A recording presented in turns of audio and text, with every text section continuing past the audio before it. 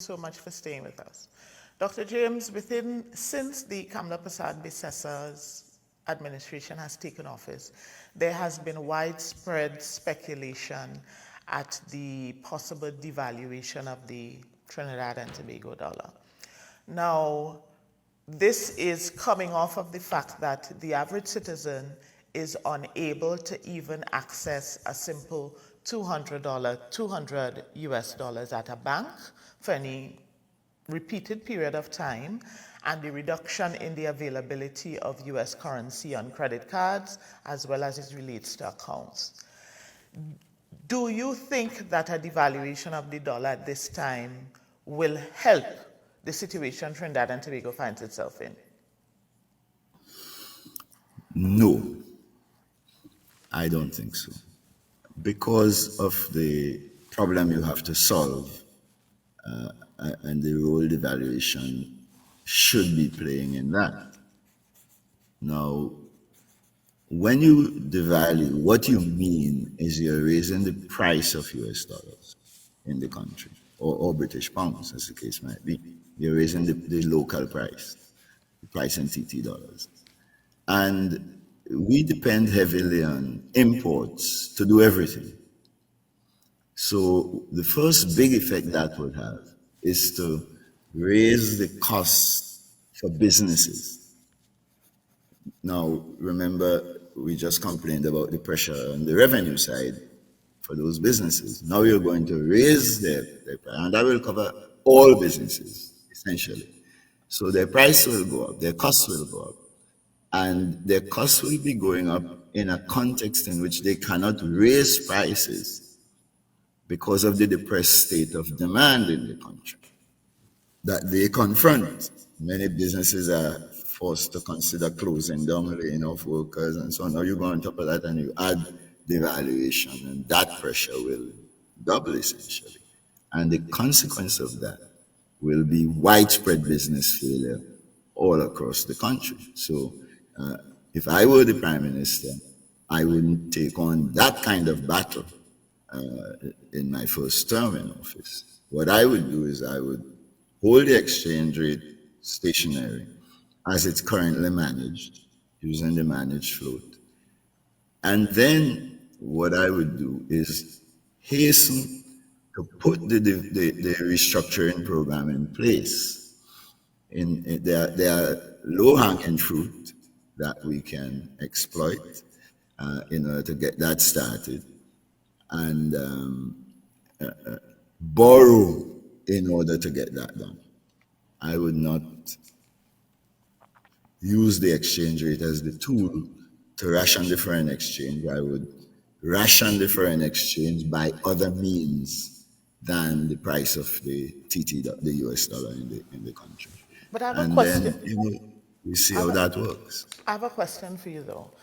The amount of calls that we've had for devaluing the dollar, it has me pausing for thought and wondering who would benefit if the dollar is devalued. I myself don't see the beneficiaries outside of two sets of people. People who earn their income in foreign exchange will tend to get a boost in domestic currency terms on the revenue side, but remember, you're paying the price on the cost side. I earn my income in foreign exchange, but every time I go to the supermarket, prices going up. That's what would happen to you as an individual. Government also earns it.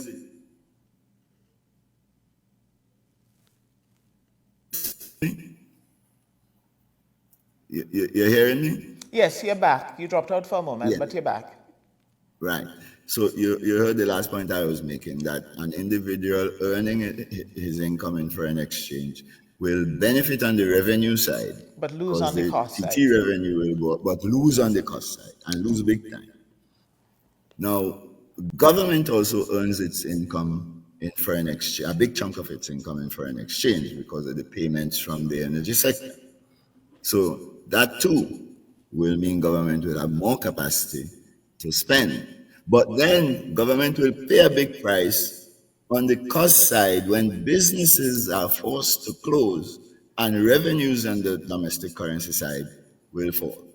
So you balance in those kinds of things. And if I were the prime minister, I wouldn't get into the consequences of a rising costs on businesses produced by an exchange rate adjustment at all. I would find other ways to fund the transition and put the diversification program in place. There may come a time when the gains, the speed of diversification will justify freeing up the exchange rate. But I don't think now is the time. One of the things this administration has said that they have a plan for freeing up US in our market. But I have listened and I have not heard what the details of that plan might be. Do you think that is something we'll see in the budget on Monday? And do you have an inclination of which direction they may be looking at? No, I can't. That's one of those things that you have in the grip that they bring into Parliament with the budget. You and I can't anticipate what that would be. They'll have to cook up solutions, and based on what I know, the kinds of solutions they have to focus their attention on would be, on the one hand, getting the diversification program going, and on the other hand, cooking up ways to hold the reserves in a stationary mode so that imports don't escalate and drive the reserves to zero. We have two forms of reserves. We have the official reserves and we have the HSF. And one is near 5 billion US dollars, that's official. And the HSF, the last figures I saw, they're somewhere near $6 billion. So that's about 9-10 months of import cover. And what you have to do, in my view, is get the rationalization of trade underway so you can be earning more foreign exchange. People say, export more. Well, the way to export more is to do what we're talking about with diversification. And it is that will simultaneously raise productivity all across the system, in agriculture everywhere, while earning more foreign exchange and allowing us to afford the imports that we could sensibly be buying. So I don't know what secrets they could have in the grip that they would bring to Parliament. So I can't give you any fly on the wall kind of answer to Okay. that question. So let's bring it home to Tobago, Dr. James. Tobago typically gets somewhere between 2 and 3, 2.5, 2.7 billion dollars each year, which includes an average about 250 million dollars in development.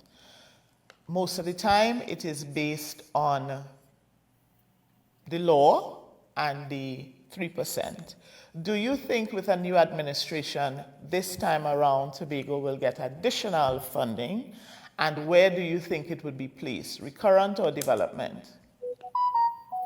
Well, the where do you think it would be placed question, I don't have any answer to that because it much depends on what the government understands. But they have hinted that the government in Trinidad, that it would look favorably on the request of its partner, which is Farley's team here in Tobago. Okay. The question that the economists will think should be answered here is, if you're going to provide, say, 4 billion, 5 billion to Tobago, how will that be funded? And what will be expected from Tobago to support that funding? So if you have to borrow, for example, how much of that will be commitment from Tobago to share in that borrowing and to produce output that would help to offset? So in other words, you have to get the development process in Tobago underway in order to help with that offsetting, to cover the costs of the borrowing. But you can't develop in Tobago under the current arrangements we have. That's the problem you face. This is Hobson's choice. You don't give Tobago any money, you don't develop, right? But to give Tobago more money, You need a development program in place that requires some national policy. It cannot be done with Tobago-based policies alone. That's why we have not succeeded for the last 45 years. You have all kinds of people. You had Robbie, you had Jeff, you had Ochoy, you had Orville, you had all kinds of people take power in Tobago. And in the ignorance of the moment, none of them were able to do anything sensible that could transform the Tobago economy and put it on a development path, because it's not possible to develop tourism in Tobago based on THA policy. It's just not possible. National policies trump THA policies by far. So what has to happen is that if you're going to give Tobago $5 billion on the national account in order to take a $3 billion development program and put it into effect, you need national policy to allow that to work. And the national policy has to promote export of the professional services from Tobago to allow the tourism we're talking about to become long-stay tourism that boosts Tobago demand and boosts the population in Tobago, and so on. That there are other details in there, but you need national policy calibrated around a well-designed simulation model. And as far as I know, with the inclusive information flow process from Trinidad, from Tobago, from everywhere, as far as I know, that's not on the cards. I don't see anything in Kamla's statements yet to signal that she is interested in reforming our system of government. And that's our biggest development project. And that has to be a national project. It can't just be THA. Even if you reform the THA, you have to reform the national government to get some policy to be made. So I don't see how you could develop and diversify the Tobago economy without some national policy to diversify and develop the national economy, including Tobago. And that's the problem we have. Two things, and we're about to wrap up, Dr. James, that just stood out to me is that you mentioned if this time Tobago gets 5 billion or anything above what is the norm, the question would be what Tobago has to give in return. But is that typically true for when we get our regular allocation of the 3%, the 2 point whatever? Is there some expectation from Tobago to get something in return? In my head, it's just what we expect. Yeah, well, the basic logic of the THA is that we would put proper policies in place to diversify and develop the Tobago economy in order to underwrite our own fair contribution to national development. That's the logic of the THA acting of itself. We have not been able to do that for the reasons I've already adduced, the reasons I've given already. But that's the basic expectation. You want a THA to lead the development process in Tobago.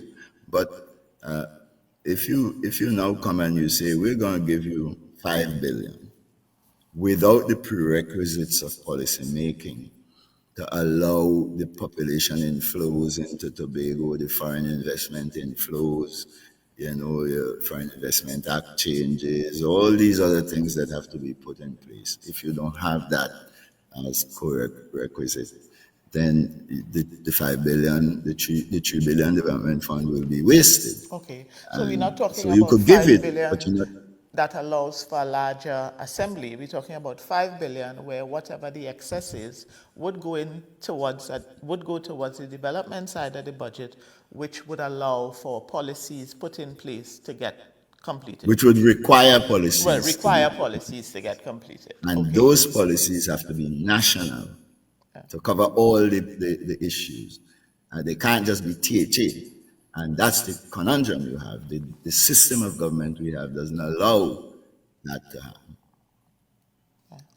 The other thing that jumped out at me is in speaking to Tobagonians in general, when we talk about the developmental aspect of the budget, and this is even people in the THA, I think most people are focused on road infrastructure and that kind of thing on the development and not necessarily diversification to some industry in terms of, like what you talked about, educating your people, bringing people in.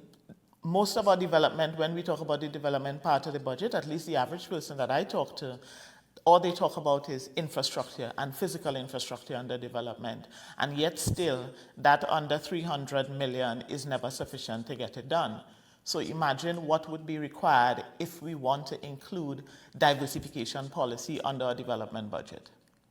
Well, keep in mind, you have to not forget Hochoy. Tobagonians must remember Hochoy. He is noted for the effort he put into infrastructure development all over Tobago.